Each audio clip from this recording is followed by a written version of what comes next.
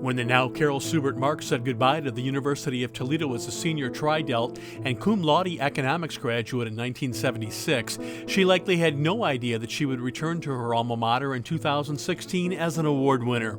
But 40 years later, the Jesup Scott Honors College recipient of the James K. Larson Distinguished Achievement Award comes home as one of the most decorated leadership lawyers in the state of Ohio.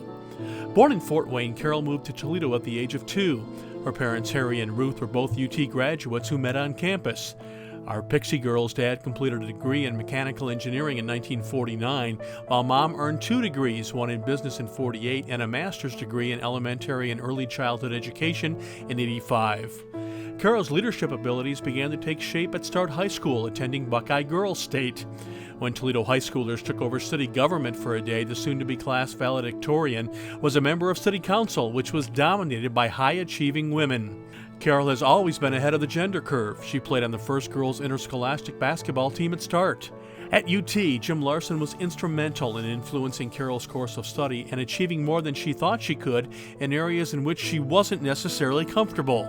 A commuter student who worked 30 hours a week at Churchill's on Monroe Street, Carol's best UT memories include the Honors College and her sorority, which she recalls winning Songfest here in the Student Union Auditorium. Carol went on to earn her law degree from Ohio State in 1979. Law school is always a challenge, but our awardee faced other obstacles. One male classmate at OSU went so far as to tell the woman who would one day stand tall as a leader with the likes of Supreme Court Justice Sonia Sotomayor, "You're only here because of a quota." Gender had nothing to do with it. Carol quickly responded, "What was your LSAT score?" The woman who would one day become president of the Ohio State Bar Association flipped the tables. Her score was higher. One very supportive law school classmate was Greg Marx. The couple graduated together in '79 and married 3 years later. The 1980s brought lots of personal and professional growth for Carol, welcoming daughter Nicole in 1986 while becoming a CPA and serving as supervisor, manager, and director of tax operations for Touche, Ross & Company before opening a private law practice in Lancaster, Ohio at the end of the decade. The 90s brought more change and opportunity. Son Kyle was born, and the woman who was once accused of being only a number was appointed to the Ohio State Bar Association Supreme Court of Ohio Joint Task Force on Gender Fairness in the Legal System. Here's a number this Trekkie and Lori's sister is proud to note.